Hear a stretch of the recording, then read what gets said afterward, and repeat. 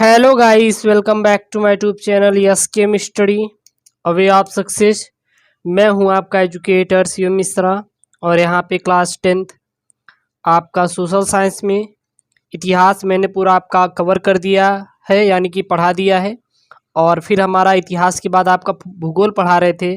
भूगोल आपका अध्याय 1 पढ़ा दिया है भूगोल में, ज्योग्राफी में, और चैप्टर 2 यानी कि अध्याय 2 भी आपका पढ़ा दिया है। और आज हमारा जो टॉपिक होने वाला है क्लास 10th भूगोल का, ज्योग्राफी का, वो होने वाला है चैप्टर 3, यानी बोले तो जल संसाधन, यानी कि वाटर रिसोर्सेस। ये जल संसाधन आपका है। इसमें कुल मिला के जल के बारे में देखेंगे और जल से संबंधित क्या क्या संसाधन है, जल को कैसे बचाया जा सकता है, इसके रिसोर्सेस क्या क्या हैं, उन सभी को, और जल को बचाव के लिए क्या क्या आंदोलन किए गए थे, हर एक महत्वपूर्ण टॉपिक को हम लोग आज इसमें कवर करेंगे। क्योंकि यहाँ से किसी न किसी प्रकार से आपके प्रश्न बनते हैं, जैसे संसाधन वितरण, उपयोग और बहुउद्देशीय परियोजना, जल से संबंधित, जल दुर्लभता और संरक्षण एवं प्रबंधन की आवश्यकता बहुत सारे हैं, और वर्षा का जल संचय कैसे करेंगे। तो इन महत्वपूर्ण टॉपिक को आपको इसमें पढ़ाया जाएगा। तो और बोर्ड की तैयारी करते हैं तो एक हमारा और चैनल है कक्षा 10वीं के लिए सिर्फ, उसका नाम है शिवम स्टडी, जाके उसको सब्सक्राइब कर सकते हैं, जिसका लिंक डिस्क्रिप्शन के नीचे दिया गया है। तो जल संसाधन में जो पहला इसमें टॉपिक आता है वो आता है भूमिगत जल। भूमिगत जल क्या होते हैं? तो भूमिगत जल का मतलब ये होता है जो कि जल भूमि के नीचे पाया जाता है। तो वर्षा के जल का कुछ भाग वाष्प बनकर पुनः वायुमंडल में मिल जाता है, कुछ भाग जल भूमि द्वारा सोख लिया जाता है, जिसे अधोभौमिक या भूमिगत जल कहा जाता है। यानी जो जल होता है, जब वर्षा होती है तो वर्षा का कुछ जल वाष्प बनकर वायुमंडल में उड़ जाता है, लेकिन कुछ जल का ऐसा भाग होता है जो कि पृथ्वी सोख लेती है, और सोख के अपने अंदर क्या कर लेती है, समाहित कर लेती है, और इसी जल को हम लोग भूमिगत जल कहते हैं। अब आपका आता है जल संसाधन, यानी कि जल का कौन कौन से संसाधन हैं। भूपृष्ठ के ऊपर तथा भूगर्भ के आंतरिक भागों में पाए जाने वाले समस्त जल भंडार को जल संसाधन कहा जाता है। तो जल संसाधन होता क्या, याद रखना, भूपृष्ठ के ऊपर, भूपृष्ठ मतलब कि भूमि के ऊपर, तथा भूगर्भ के आंतरिक भागों में पाए जाने वाले समस्त जल भंडार को ही जल संसाधन कहा जाता है। यानी पृथ्वी पर जो जल पाया जाता है और पृथ्वी के नीचे जहाँ पर भी जल इकट्ठा रहता है, इन सभी को जल संसाधन कहते हैं, और इन्हीं से जल को प्राप्त किया जाता है। पृथ्वी का 3/4 भाग जल से घिरा है, लेकिन अवलवणीय जल का हिस्सा इसमें बहुत कम है। यानी कि बोले तो जो पृथ्वी का 3/4 भाग है जल से घिरा हुआ है, और इसमें अलवणीय मतलब कि उसमें लवण बहुत ही कम घुले हुए हैं। इन सब में बात आपके दिमाग में आती है कि सर, जब पृथ्वी पर 3/4 भाग जल ही है तो जल की किल्लत क्यों हो जाती है, जल पीने में कमी हो जाती है, जल मिलता नहीं, ऐसी क्यों समस्या उत्पन्न हो रही है? क्योंकि माइंड में आपका आता है। तो मेन कारण ये है कि जल तो बहुत है, लेकिन सभी जल उपयोगी नहीं है, क्योंकि उसमें किसी न किसी प्रकार के लवण घुले हुए हैं, और वो खारा जल है। आप उसका नहाने, पीने में आदि में प्रयोग नहीं कर सकते। इसीलिए जल की क्या होती, कमी होती है। बस पीने योग्य जल, यानी कि उपयोग करने वाले योग्य जो जल है, बहुत ही कम है। जल तो बहुत है, लेकिन जो आपको उपयोग करना है वो जल बहुत ही कम है। पृथ्वी का 3/4 भाग जल से घिरा होने के बाद भी विश्व के अनेक देशों और क्षेत्रों में जल की कमी संयुक्त राष्ट्र विश्व जल विकास रिपोर्ट 2003 के अनुसार 2025 में 20 करोड़ लोगों को जल की कमी से जूझना पड़ेगा। यानी कि जो संयुक्त राष्ट्र विश्व है, वो जल विकास रिपोर्ट 2003 के अनुसार ऐसा बताया गया है कि बहुत सारे ऐसे देश हैं और क्षेत्र हैं जिनमें लगभग 20 करोड़ लोगों को जल की कमी से जूझना पड़ेगा, और किस सन में, 2020-25 तक लगभग। जल दुर्लभता और जल संरक्षण एवं प्रबंधन की आवश्यकता, यानी कि जल दुर्लभता मतलब जल की बहुत कमी है, और जल का आप संरक्षण कैसे करेंगे तथा इसकी प्रबंधन की क्या क्या आवश्यकता है। तो पृथ्वी पर जल के विशाल भंडार के बाद भी अनेक क्षेत्रों में जल का अभाव है।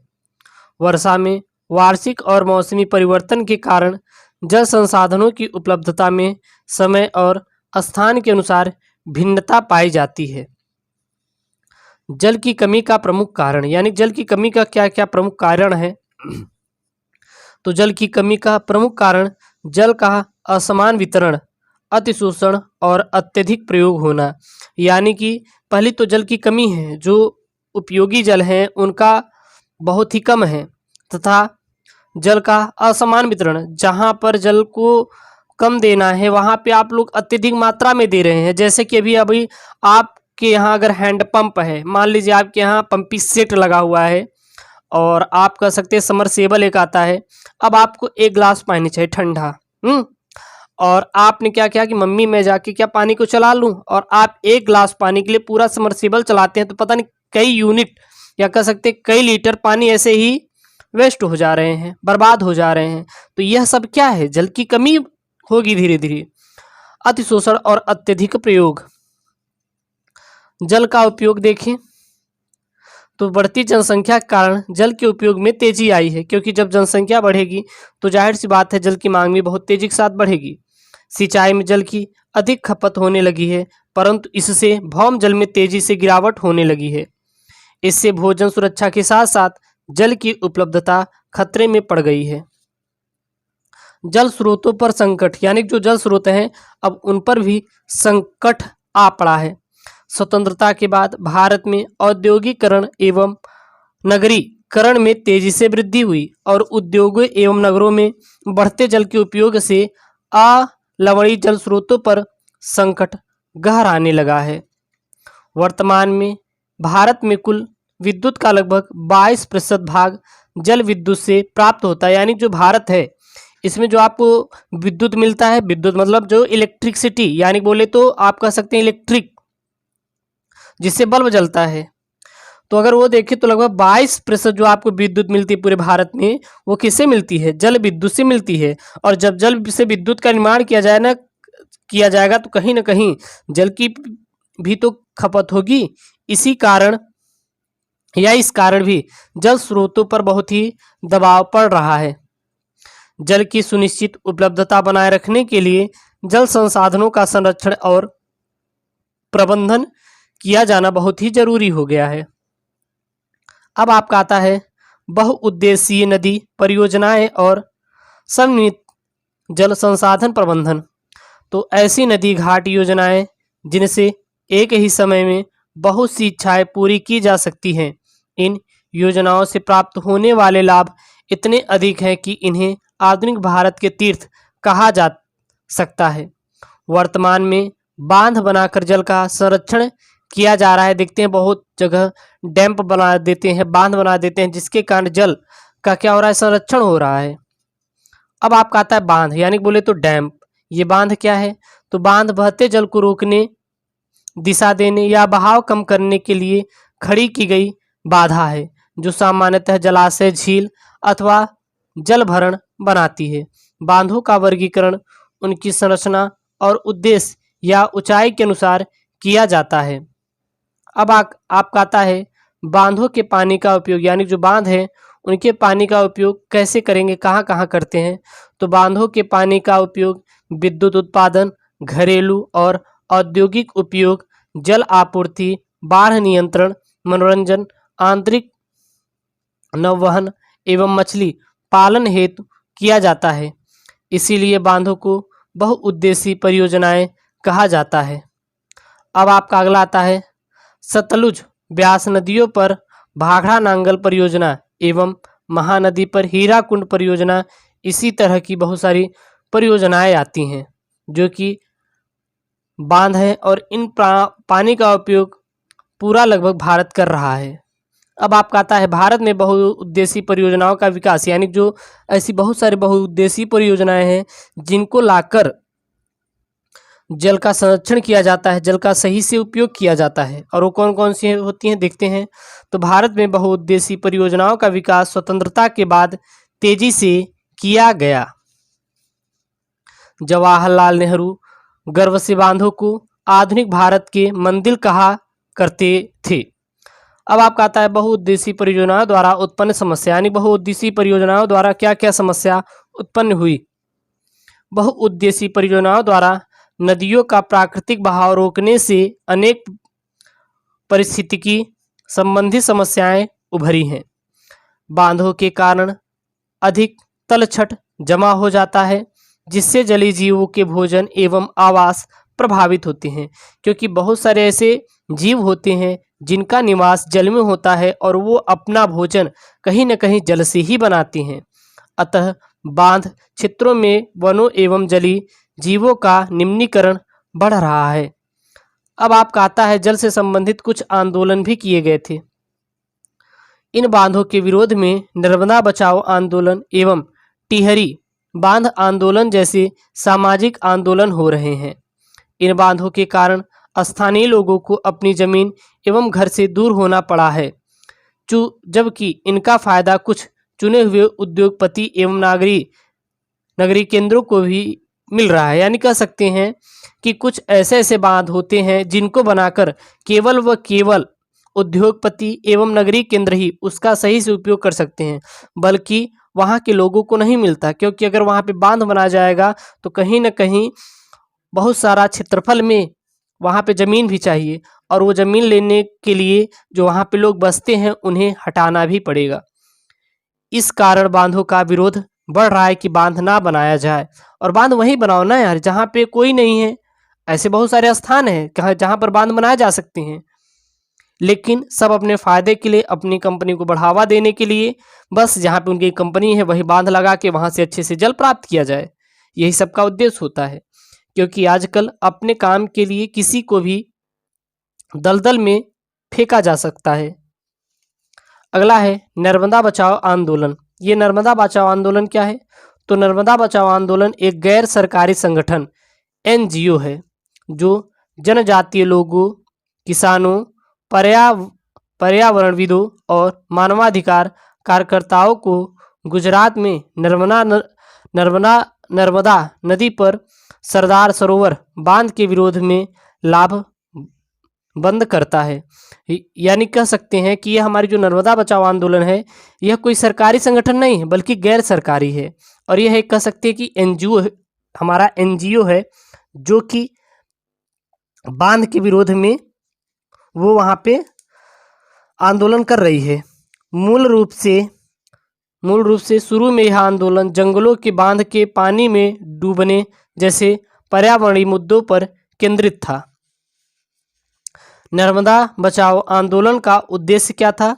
तो हाल ही में इस आंदोलन का लक्ष्य बांध को स्थापित गरीब लोगों को सरकार से संपूर्ण पुनर्वास सुविधाएं दिलाना हो गया है।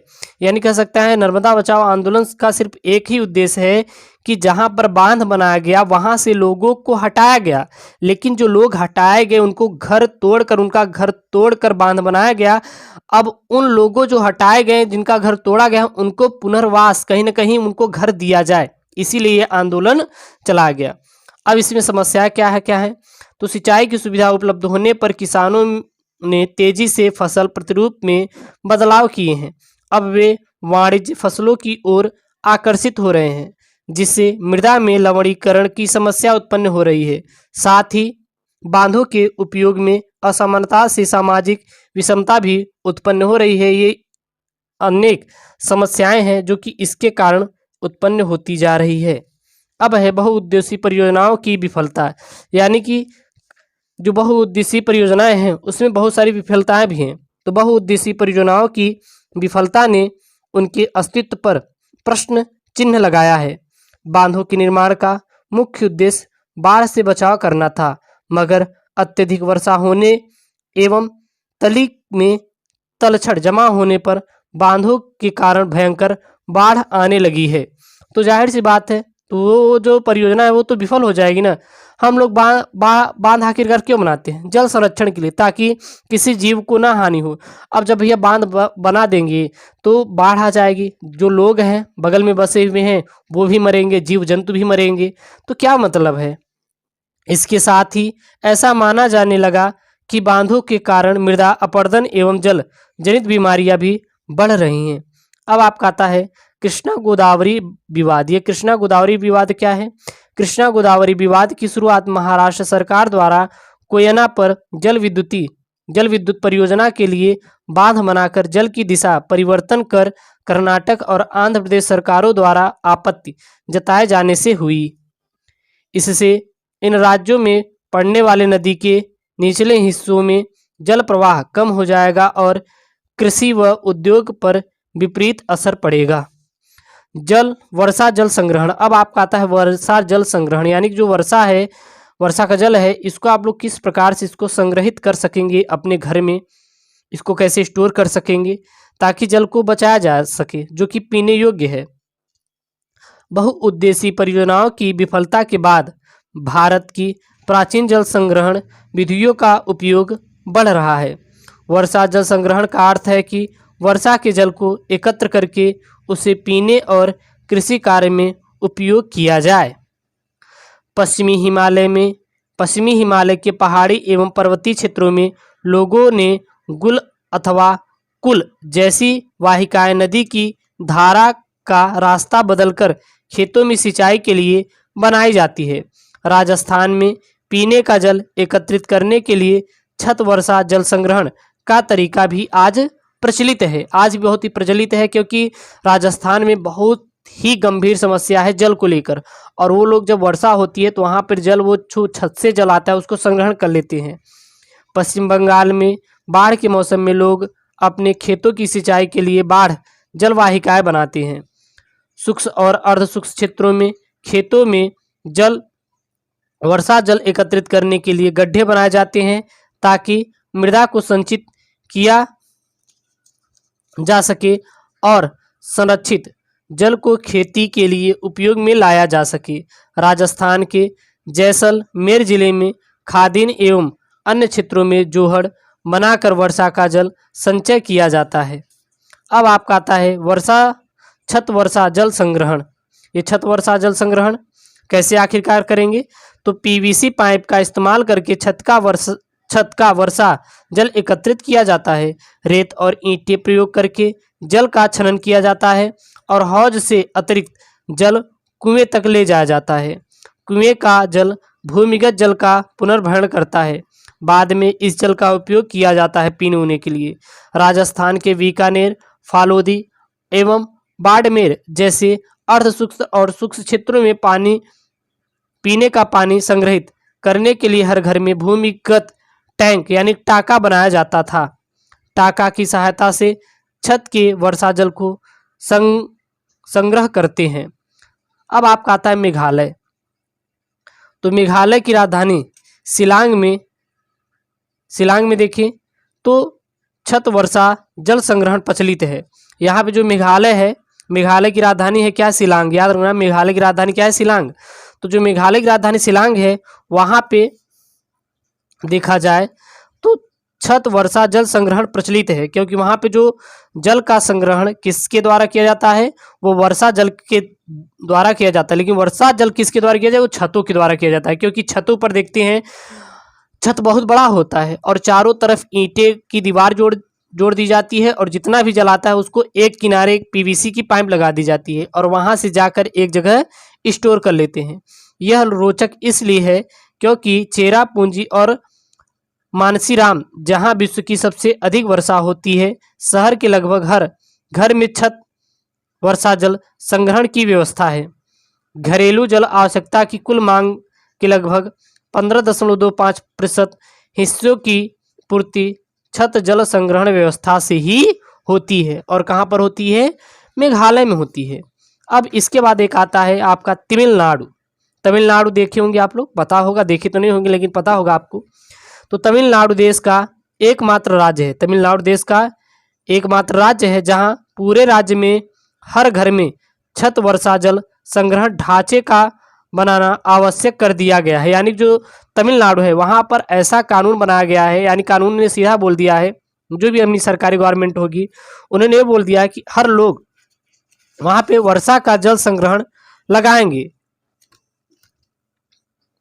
इस संदर्भ में दोषी व्यक्तियों पर कानूनी कार्रवाई भी की जाती है, यानी जो लोग इसको नहीं बनाते उन पर कार्रवाई की जाती है सरकार के द्वारा, गवर्नमेंट के द्वारा। इंदिरा गांधी नहर द्वारा साल भर जल की उपलब्धता होने के बाद भी पश्चिमी राजस्थान में ये